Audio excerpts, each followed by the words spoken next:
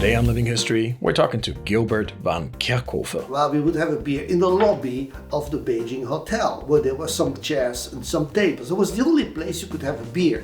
We called it the zoo. And it was called the zoo because we would sit there and whoever came to Beijing would pass there. So we would look at the animals coming by. We would see movie stars, we would see whoever. And of course, we were also the animals because the people who walked by were looking at us and they're looking at, oh, look at those animals.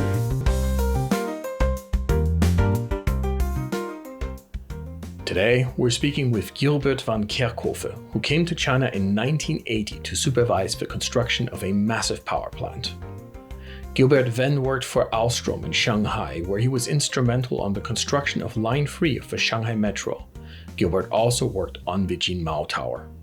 And later, he helped raise the funding for the 2008 Beijing Olympics, and as negotiations director for the Chinese side, worked on the design and construction on many famous projects, not least of all the Bird's Nest Stadium in Beijing. And Gilbert is the author of Toxic Capitalism, the Orgy of Consumerism and Waste. We're very happy to speak with him today. Gilbert Van Kerckhove, welcome. Welcome in our office. It's very nice to be here. Gilbert, the pictures behind you on the wall show you've really been here for a long time. But initially, you just came to build 2 power stations. Yes, 2 units of 300 megawatt. That time they were big. Now they don't do it anymore. Now it's rather 600 megawatt or even 900 megawatt. And because you came so very early, that was a very easy job and you had no competition and no problems at all. That would be a little bit a wrong statement, because coming to Beijing in 1980-81 was really a very different world, and it was very difficult at times, psychology speaking. You know, the stress we had was quite big, not always easy to explain.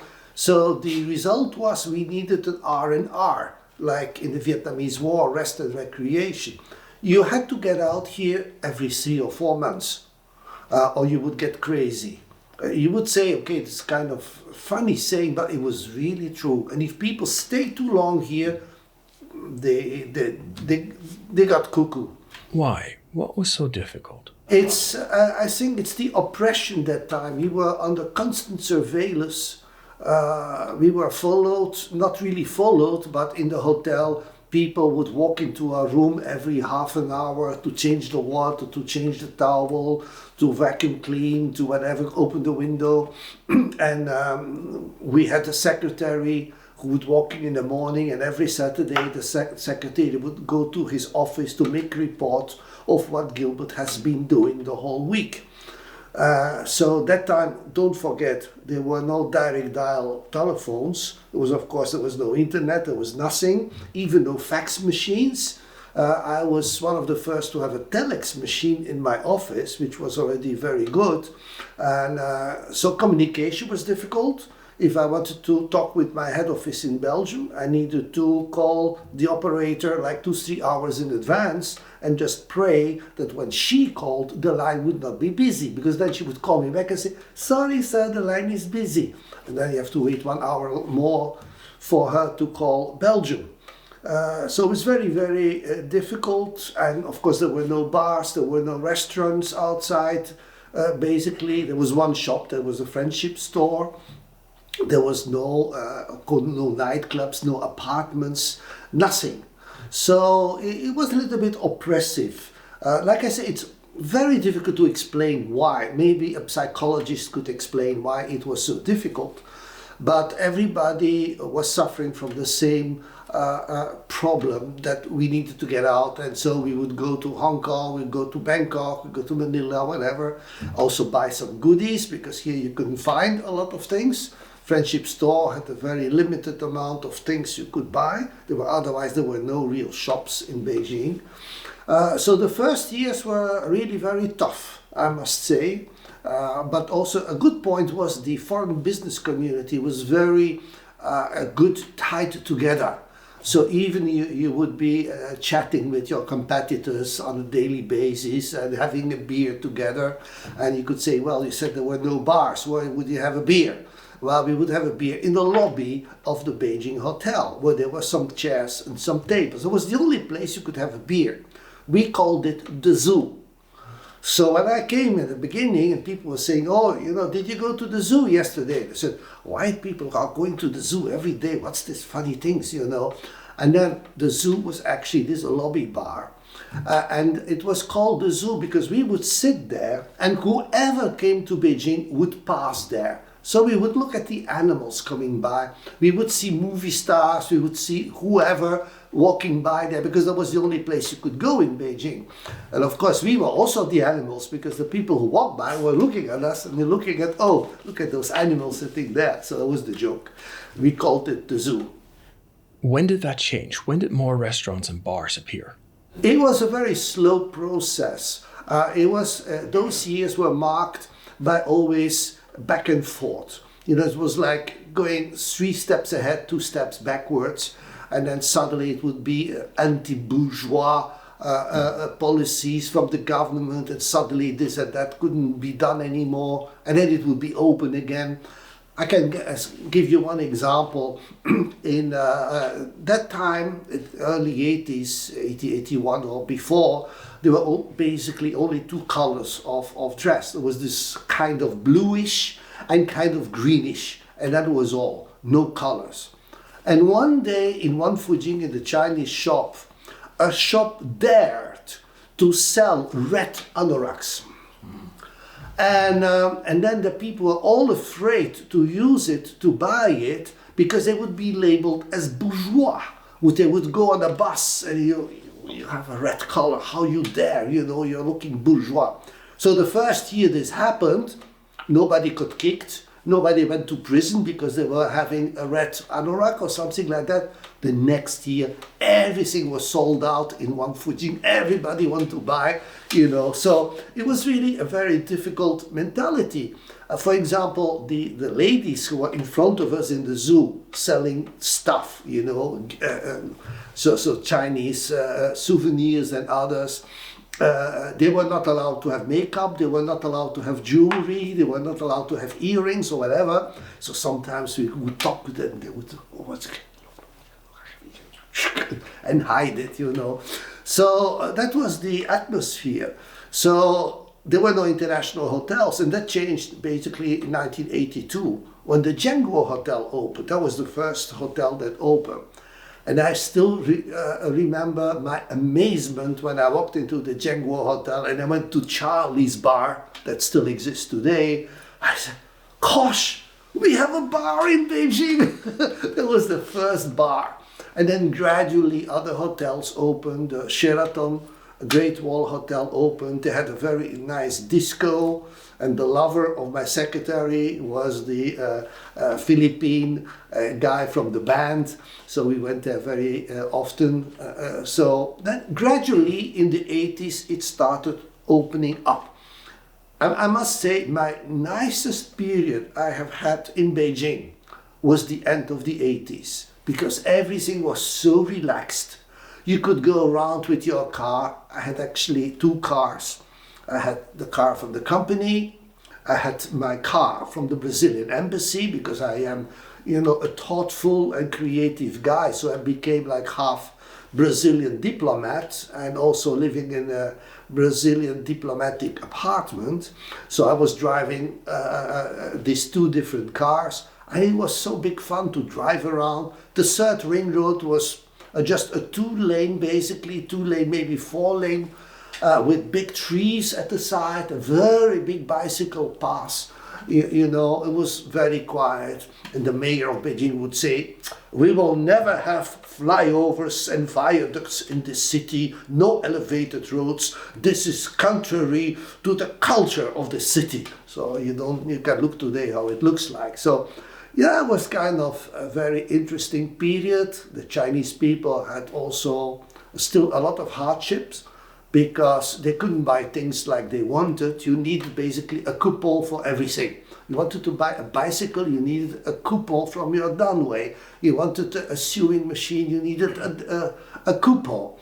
And so people used me, say, oh Gilbert, can you buy a bicycle for me in the friendship store? And okay, they would give me their renminbi, because we were not supposed to have renminbi. We used FEC, foreign exchange currency, was the parallel currency. And of course, there was a black market where we could exchange FEC against renminbi at 2-3 times the value. That was a good deal. So I did this, of course, many, many times. So it was all these complications that you could not really have fun. The only fun we basically had was what we called the TGIFs. Thanks God it's Friday. That was done by 4 embassies, and I remember actually not completely who it was. It was the American embassy, Canadian embassy, Australian embassy, and the other one I forgot. They were, and it was open. It was not like today, all the security. We would just walk into the American embassy and have a beer. Everybody would go there, and that was the only divertisement we had at that time, were the TGFs in the embassies. So that time I also had a Vespa, and I would drive my Vespa over Tiananmen Square, everywhere. And now you go to Tiananmen Square, you have to apply to go there, you have the barriers, you have zillions of security checks. But that time you could stay on Tiananmen Square in the night, to look at the stars and look at the sunset and the sunrise and everything. It was a very much relaxed atmosphere. I loved it. The 1980s for me, I still have very fond souvenirs. While now with all this, exaggerated security, okay, maybe there is a reason for it, but you cannot say it is very pleasant, right? And now anywhere you go, it's so complicated. You must go online and you need tickets and you have to show passport or whatever, You go to some streets close to Tiananmen, you already are blocked by the police. Where are you going? Show me your ID, blah, blah, blah. That time everything was so easy. It wasn't easy for the Chinese, like I said, because they were having hardships. And for example, they could not enter all hotels. A Chinese person was not allowed to enter in all hotels. They needed a special pass. Like my secretary, of course, there were all this personnel was coming from FESCO, Foreign Enterprise Service Company.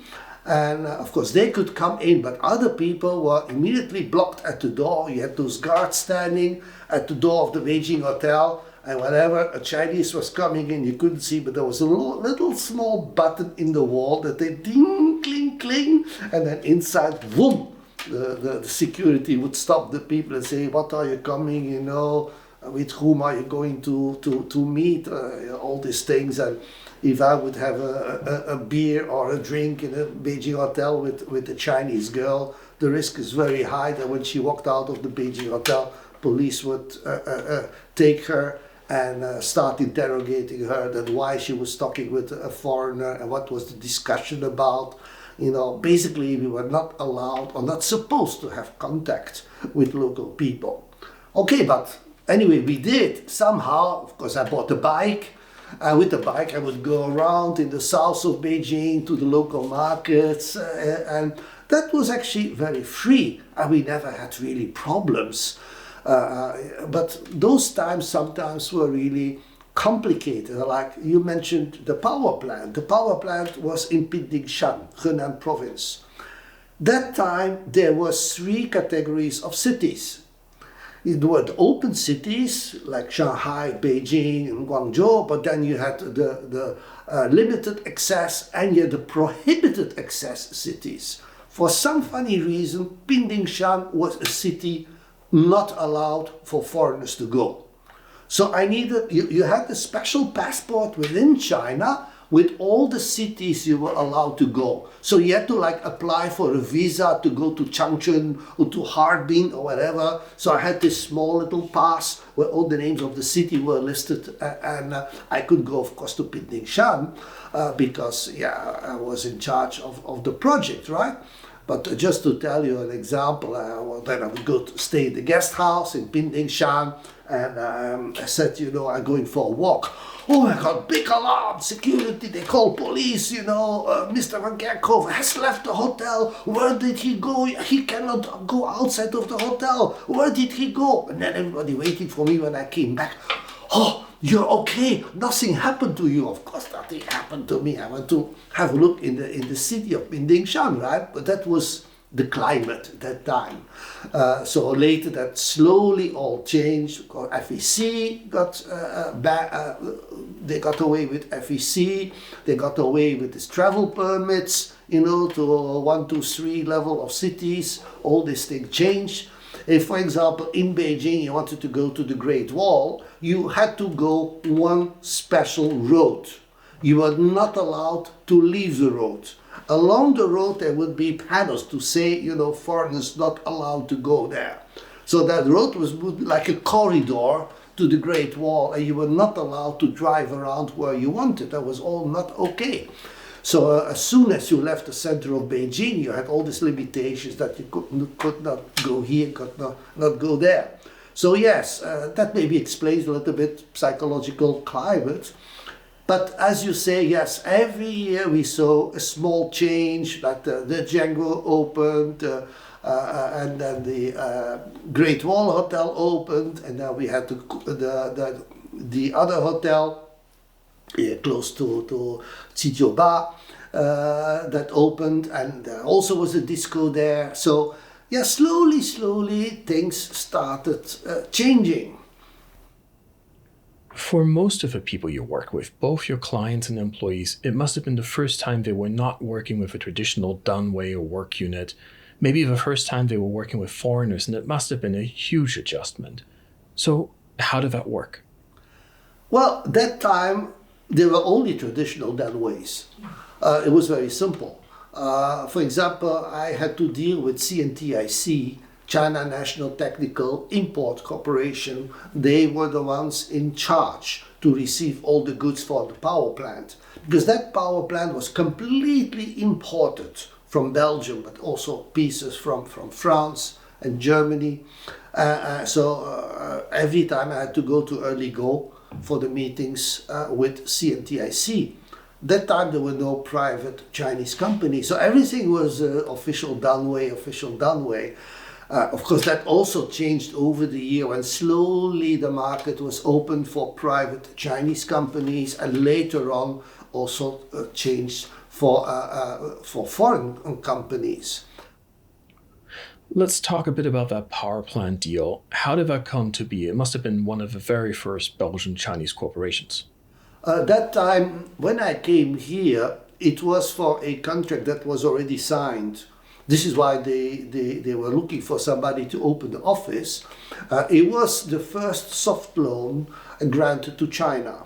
So basically that means that it's basically a free power plant, right? Because if you look at how it is a soft loan, it means that in the end you don't pay anything because, okay, the conditions are so good. And I remember that time, it was in 1980, I was working in Nigeria, and it was a very bad company, and I was very unhappy, so I quit. And I was looking for a job. And then I opened the newspaper one day, because that time, of course, no internet.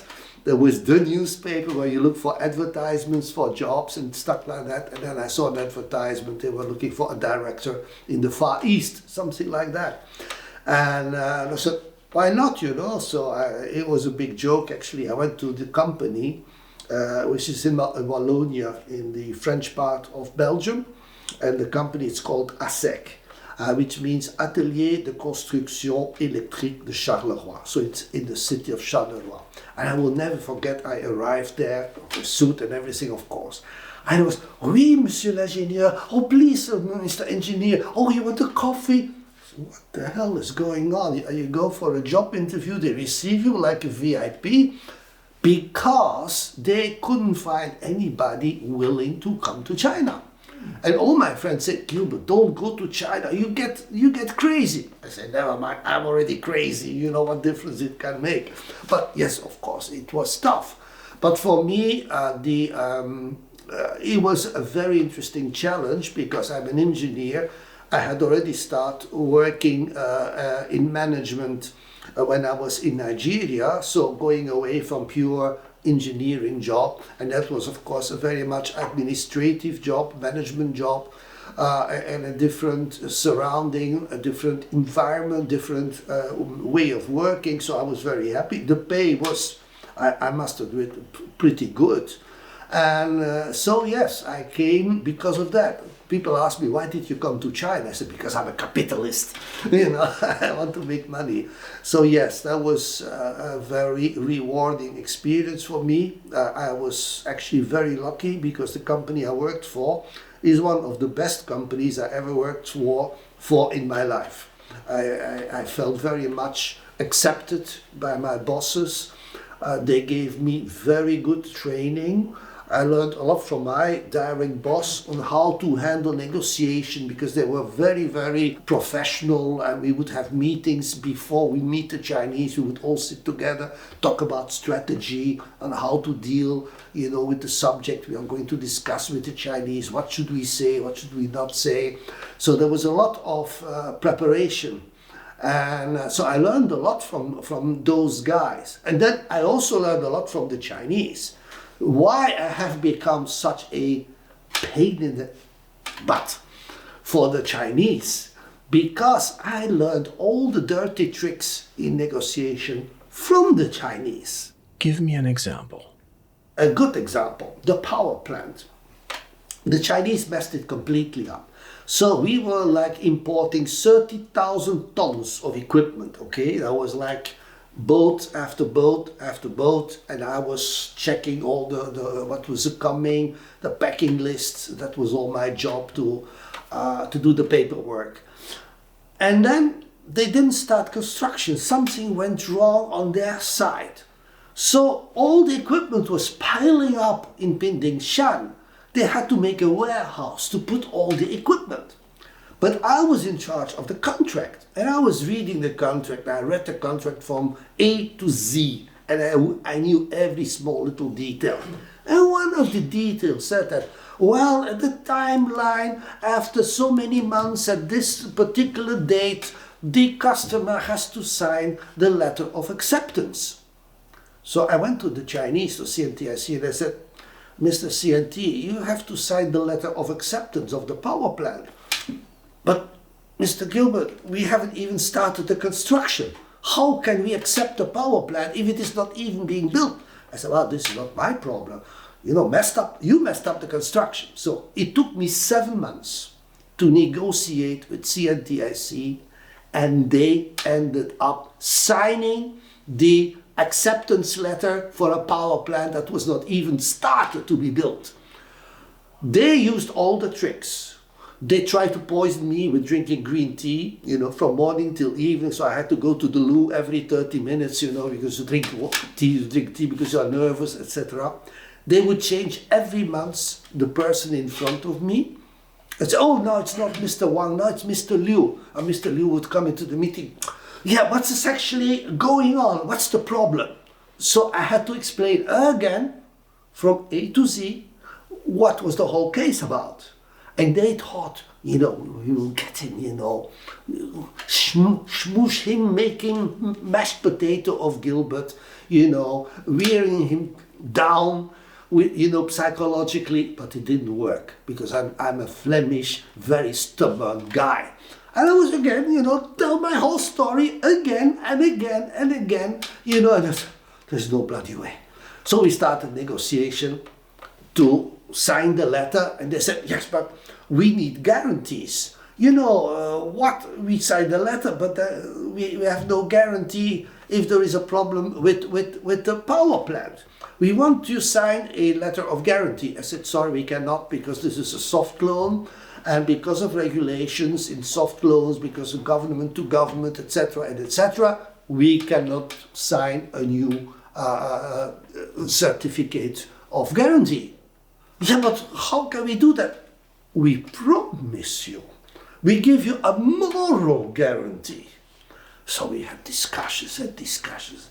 And one day, we had these discussions that never ended. And then I went to Lou, with all the teas that we were drinking. And the interpreter went together with me. And we were both speaking. And he said in French to me, Mr. Gilbert, what is all these problems with the screws that are lost in the equipment? I said, what? The screws that are lost in the equipment? Yes, en français, on dit les vis cachées. Now, une vis in French can mean a screw. But the vis we were talking about are vices. V-I-C-E-S.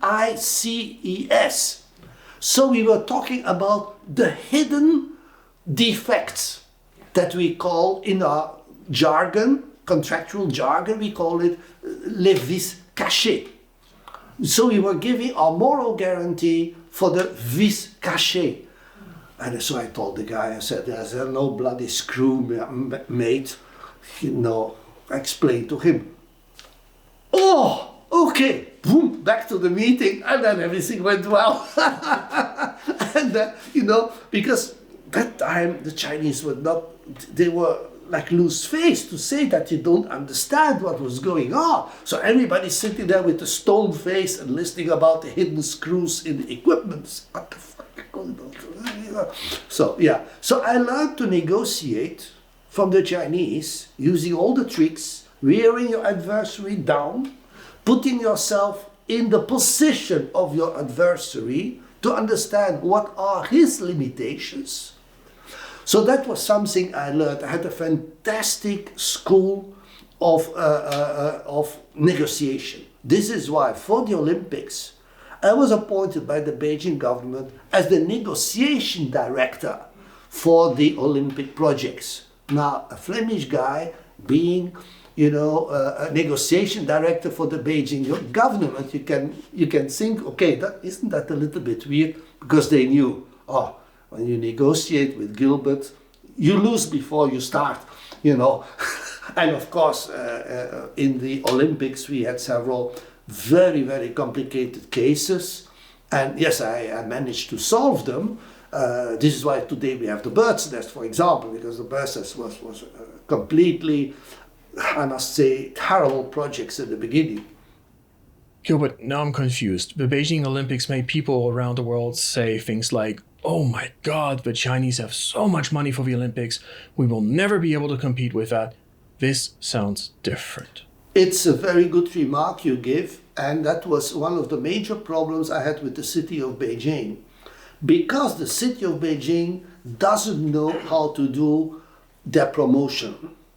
They shoot themselves constantly in the foot with their announcements. So they were talking about proudly that we are investing $35 billion for the Olympics. So everybody in the West said, oh, these communist people, you look, they do all these projects, to look well, wasting so much money for the Olympics. And every time I had to correct it and tell the Beijing government, guys, you're doing everything wrong because you're not spending $35 billion for the Olympics. You're spending maybe between $8 and $10 billion because all the other expenditures that you are including is for building subways, to building new highways, to build new hospitals, to buy so many things to clean up the city. What happened is that for 2008, Beijing government found out they were running behind Shanghai. Shanghai was much more quick modernizing the city. They were way ahead of Beijing, and Beijing was behind in everything, in the urban landscape and everything, in transportation. They were hopelessly behind. So they took the Olympics to completely modernize the city, including building a lot of new subway lines. So there was a total remake of the city, and that cost indeed $35 billion.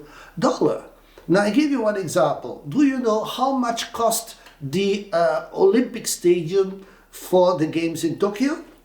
No. $2 billion US dollars. You know how much we spent for the bird's nest? Maybe 800 million US dollars. So we spent much less than $1 billion US dollars for the bird's nest. And then why didn't they complain about Tokyo, spending outrageous money for that stadium? So there was a lot of wrong information. So I did a lot of public relations actually for the city. It was one of my jobs to go and talk with all the embassies, to explain to them what was really going on, and correcting a little bit what the government was saying. Listen to them and say, it's not true. They are again coming with that nonsense, of all their investments. They were so proud, they were spending so much money, but they didn't explain really why and how they were doing it. So the Olympics for Beijing, I think, has been a very big success. There have been some hiccups, obviously, but generally speaking, it has been a big success. And thanks everybody, they did it, because now we have the fruit of that one, because we have a modern city. My concern was that after the Olympics, they would stop expanding the subway system. They have even intensified it, and I think we are now close to getting 1,000 kilometers of subway lines in Beijing. We have one of the biggest subway and public transportation systems in the world. And this is all a little bit, done a boost by the Olympics. Since you mentioned subways, I heard there was a law that no subway systems could be built in Chinese cities. Exactly. That was the law. I also have to remember, I call it so. It's statement number 60 of the central government or something like that, that said that in China, any new subway line could be built. Full stop. So when I went to Shanghai in 95, in my first meeting with the Shanghai government people told me, said, "Oh, Gilbert, you work for Alstom. You want to sell a subway, right?" I said, "Yes, but we want to buy a subway. So how can we, help do this? Because we have, rule number 60 from the central government." I said, "We work together." So we shook hands over the table and we started our job. We did really crazy things, and we did everything according to our book, not according to the book of the government. For example, government organizations, they cannot meet together, they need approval to meet. So when you do a project like the subway, you need so many organizations in the city to sit together. The people involved in subways, the people involved in the roads, the people in urbanization, environment, and all these things, they have to sit together. But they cannot just come and sit together. They need approval from the government. It's very complicated. So, no problema for me, senor. Because what I do, we have a nice banquet tonight. I invite all the different Danways, let them sit at the same table, and I said, "Okay guys, now you have all eaten, now can you just start discussing among yourself, and discuss about our beloved subway line we want to build?" "Oh yes, yes, yes, yes." So we short-circuited the whole system in Shanghai. Then also, we, with my wife, we worked with the central government. That time it was called the China Planning Commission. Now it's called the China Development and Reform Commission, but at that time it was called the Planning Commission. So we got the internal report from the Shanghai government on the progress we made in the discussions about the subway, and then my wife would take the plane, have the secret report in her briefcase, and fly from Shanghai to Beijing and go to the central Planning Commission, where we had, of course, very special connections. She would give the report, and then she would discuss with the people from the central government, and we would first ask, "Why did you do the law? Why is the law number 60? So there were 5 reasons, 1, 2, 3, 4, 5. So we told the China Planning Commission, "Okay, what if we try to satisfy your 5 concerns?" They said, "Well, you can try, and then we will look." So every time I would fight in Shanghai to get, number 1, 2, 3, 4, 5 in order. One was, for example, the financing, and they were very unhappy with the financing done by the Germans. And I said to them, "Okay, I will give you a soft loan. I will try to give you a soft loan." So I discussed with the French authorities, and they said, "You guys, you have your budget to help projects abroad, right?" "Yes, yes." how much money you have in your drawer? You have 200 million for me? Yes, that's all we have. So I want it all. Give it all to my project. Yes, I said, did you ever do a project in China? Did the French ever do a project in China? Never. Okay, so now the time has come to do a very big project, and it will be the subway line. And you have to prepare the money. So every time government people from France would go to Shanghai, I would meet them, and I would discuss with them. And then I went to all the French banks, one by one, and briefed them about the situation. I said, I need your help to get the soft loan. And so I finally said to the banks, you guys better sit together, and make a consortium, a banking consortium, which was done not by me, but by the bank that did it that time, was BNP, Banque Nationale de Paris, because that time they were all separate banks. So BNP took the leadership from the banking consortium. All the banks worked together. Of course, I'm Mr. Gilbert. I'm a small Flemish guy. What the hell can I do in Paris with the French government, right? So I let the banks do everything. So the banks did all the lobbying because they never had the chance to get such a big project through. Because all the companies, they would first sign the contract and then they would look for the banks. I did first look for the banks before even thinking about the contract. So they never had done this before. I was so happy. And I said to them, you have to go to my meeting. Yeah, but Mr. Van Kerckhove, we cannot say anything at the meeting. I said, did I ask you to say something? You just sit in the back of the room, give your business card, shut up and listen. Good. This is what they did. Then I went to the French Consulate General. I said the same. I said, you have to go to the meeting. Oh, we cannot go, we cannot say anything. I don't ask you to say anything. You go there, you sit, shut up, give your card from the Consulate General, which they did.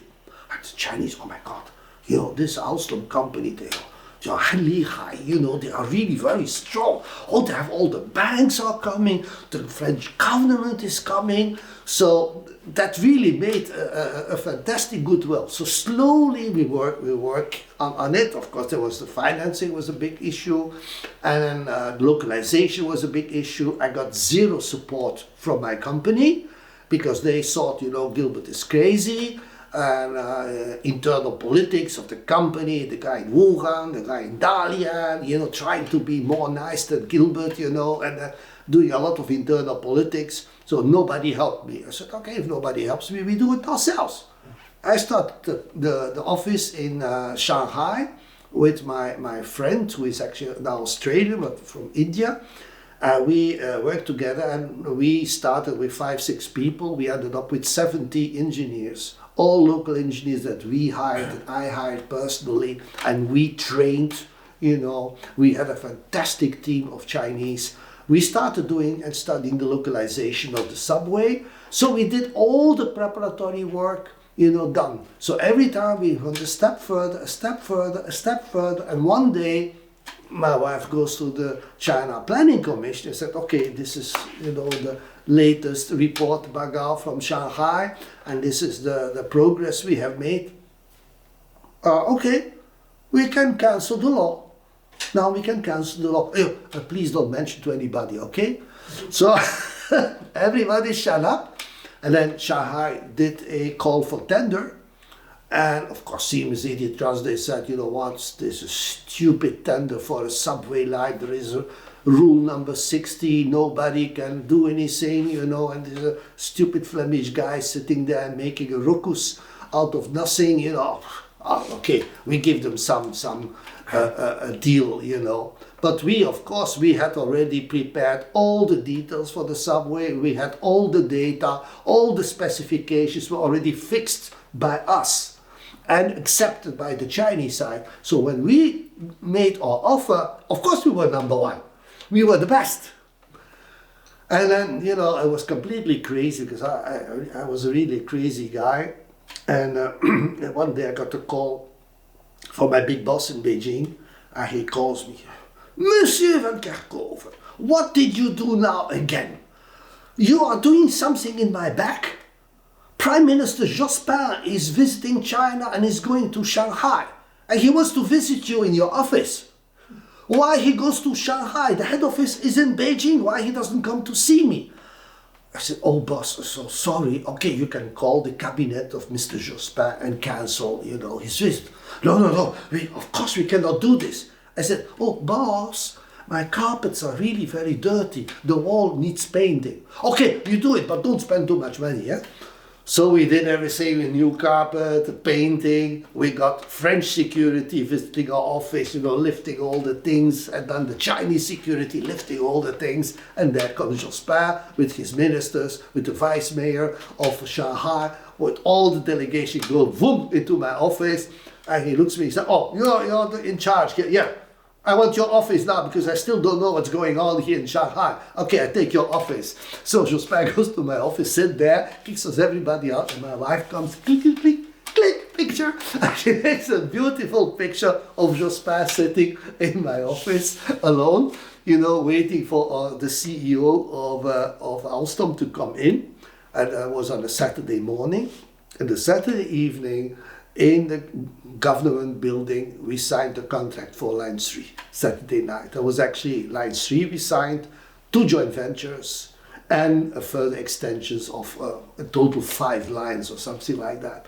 And on Monday, I got a call from the German Consul General, shouting to me in German, what did you do again? Alstom again signed the contract. You did it in the past. We always cancel the contract, and we got the contract, and we will cancel this one too. And I said, well, sorry, sir. I also talk German. I said, sorry, sir. Now you have to do with this Flemish guy, and you will not cancel it. No. So that was the story, was completely crazy. So from that day on, all the subway projects were allowed to restart in China. And then, of course, we had the floodgates were open. Everybody started making subways. Beijing restarted. Wuhan started. Many cities started. And, the result now, they're cooling down a little bit. The central government has put a little bit a limit on which city can do it, depending on how many inhabitants and things, and do they have the budget. But that was, of course, a revolution in public transport. It was, I think it was somewhere in 98, I forgot when we signed the contract. It was big, it was like over $200 million. So we had 2 joint ventures put in place. One joint venture was the assembly of the cars. And one joint venture was to make the drivers, which is the whole set of the electronics and the motor, the electric motor that drives the subways. So yeah, that was of course a very important project. But mind you, that was not my only project in Shanghai, because totally we made $700 million of contracts in 4 years.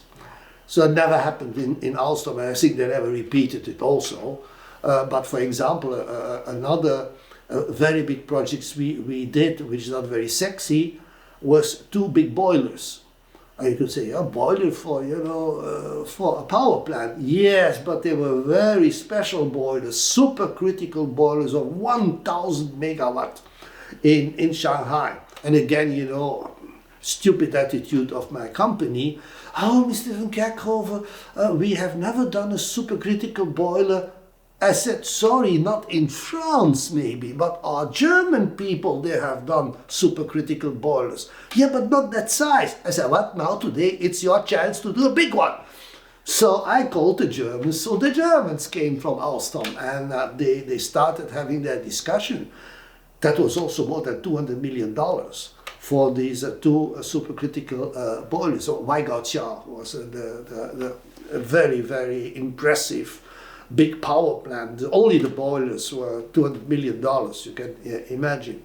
So it was really sclerotic attitude in many of the European companies. I've seen this in Alstom, I've seen it also in Alcatel. The result is that those 2 companies today, they are just a shadow of their former self. And the reason is very simple. They really did not have an open spirit to go into new grounds, to do new things. I must say, if I was successful, like in Shanghai, for the subway, for this boiler stuff, also for many other projects I done. We did many gas power plants. But that I was also to thank my team of Chinese engineers. They were fantastic. I only hired local Shanghai engineers. They came out of the school and I trained them.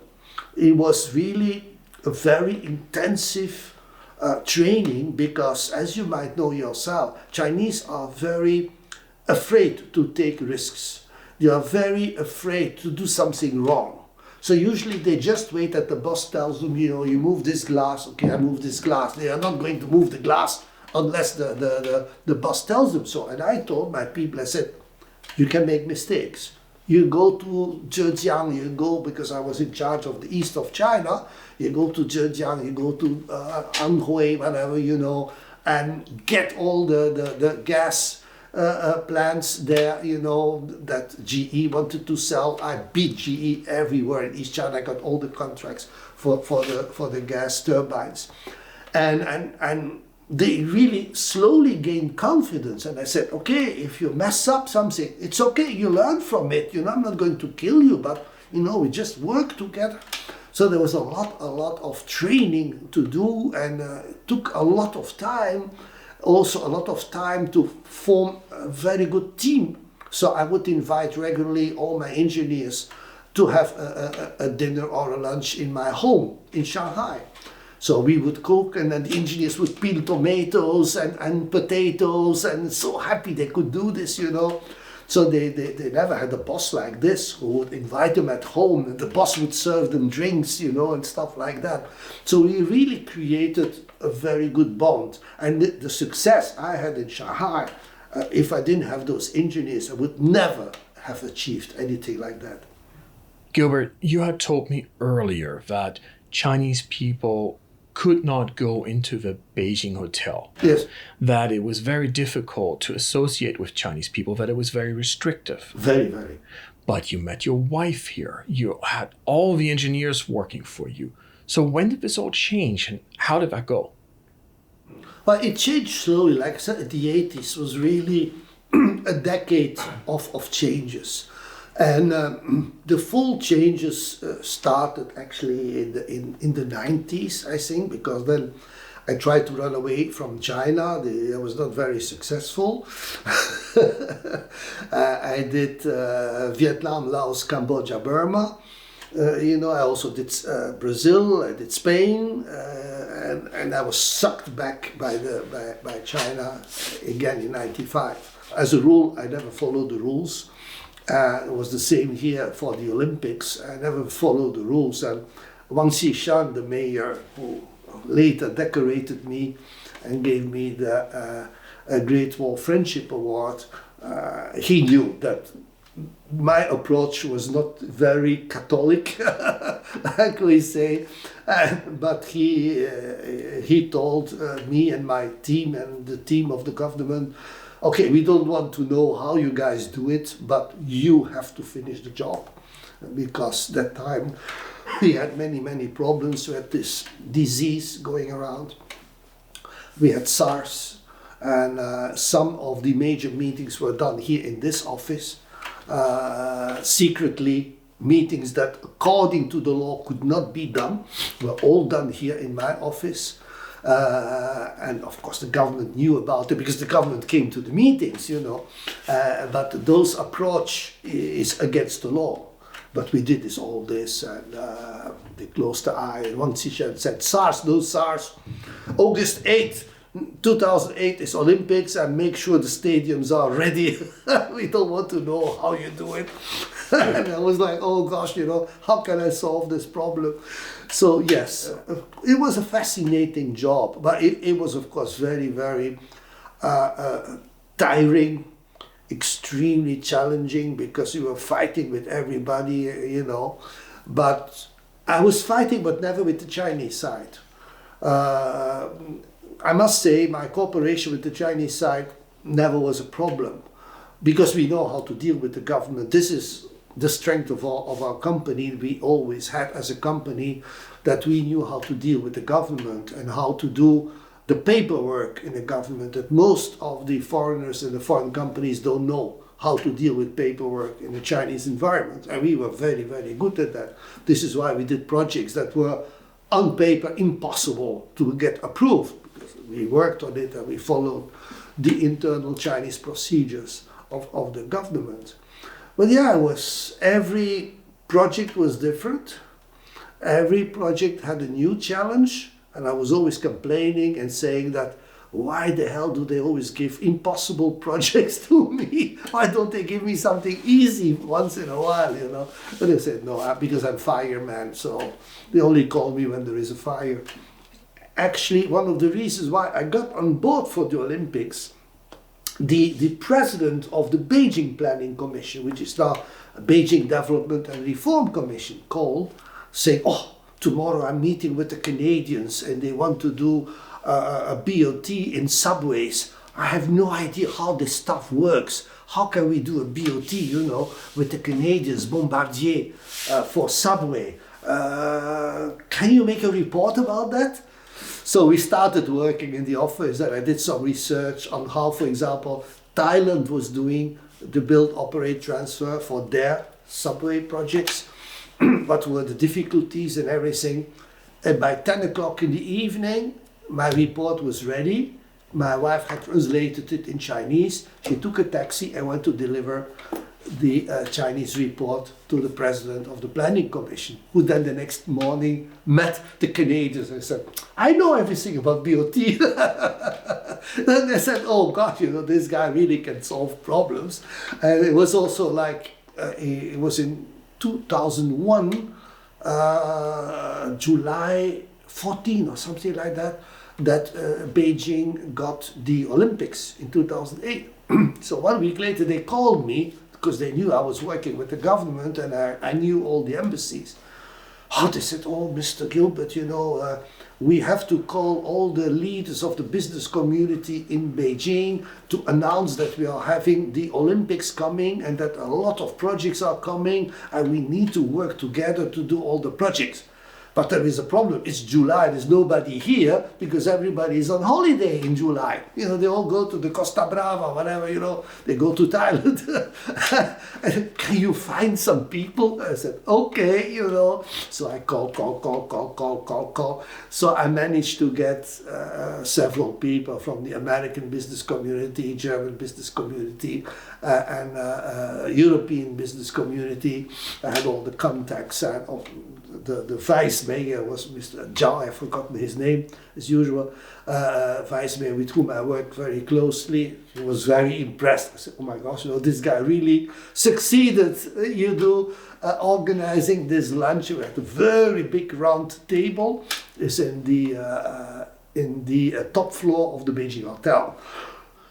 And the strategy is to make your adversary, if I may say so, believe in yourself. That was, for example, with the negotiation I had with Pierre de Meuron for the bird's nest. I gained his trust because I showed to him that I was not radical on my position as Beijing, that I also understood that he had a weakness he could not deal with. And my Chinese big boss was very angry with me because I actually backed up Pierre de Meuron. And I said, no, Pierre de Meuron is right. You know, my boss like, wait to kill you now, where's the knife, you know? And he said to me, you have to defend the Chinese side. Why do you help the foreign side? Blah, blah, blah. But you have to be reasonable. And you have to show the other side that you are reasonable, that you understand their problem, that you respect their problem, so they will also respect you. So there's a kind of environment you have to build in a negotiation where you're not like fighting with each other, but rather like constructive dialogue that you're having. Okay, I understand you, please understand me too. You know, this is how it works. And of course, you don't give up. For example, in SARS was terrible. It was like, you know, COVID. Little by little, all the buildings were closed. So we couldn't have meetings in the buildings. This is why I said to the government, you can have in my office, you can come to my office, it's big here, it's quiet, nobody knows that you are coming, it's very, very secretive, you know, no any problem. So they came many, many times for meetings here until also Geelong had to close, and then outsiders were not allowed to come anymore inside Geelong. No problema, Gilbert always have a solution. We go to the Belgian restaurant. To Morel's restaurant in Gongti-Beilu. And so Morel, he kept open, he knew about my problem, so I made always a big table for all my Chinese people to come and discuss. We had a good meal, we had a Belgian beer, and then the health department came and said to Mr. Morel, why are you still open? You know, it's dangerous, it's SARS. And then Morel would say, no problem here, because all the clients that come here, I give them an alcohol handkerchief to clean their hands, and then they drink Belgian beer, which is very good against all the microbes and everything, the viruses, you know, it kills everything. So Morel never closed. So we had many very, very big meetings in Morel's restaurant. I give you another example. Another crazy project I did is this one here. Is the biggest statue in Asia that I managed to build in the Olympic Park. That was also Mission Impossible, because the Beijing government said, we do not accept any piece of art to put in the Olympic Park. So the Japanese wanted to do something, the French wanted to do something, the Germans wanted to do something. Beijing said, no, no, no. So I came, I said, I have this, you know, sculpture and this great idea to do something for the Olympics. So, and then I had to check how was the organization within the Beijing government for this project. It was so complicated. There were at least 10 runways involved, because the urbanization bureau was involved, the planning was involved, the environment people were involved, and then the art people were involved. Then how can the mayor decide that a piece of art is good? He's not an artist. He cannot say, oh, I like it, I sign. Of course not. He will look for official advice. So I had to figure out to whom he was going to ask. He went, of course, to ask the Tsinghua Sculpture Department, Tsinghua University Sculpture Department, and all these apartments of art. So we had meetings with all the old dinosaur artists, you know, all like 60, 70 years old, white hair. And I would come with my Belgian artist, and he would explain to the Chinese his concept. And then we would have feedback. And the first feedback was very bad.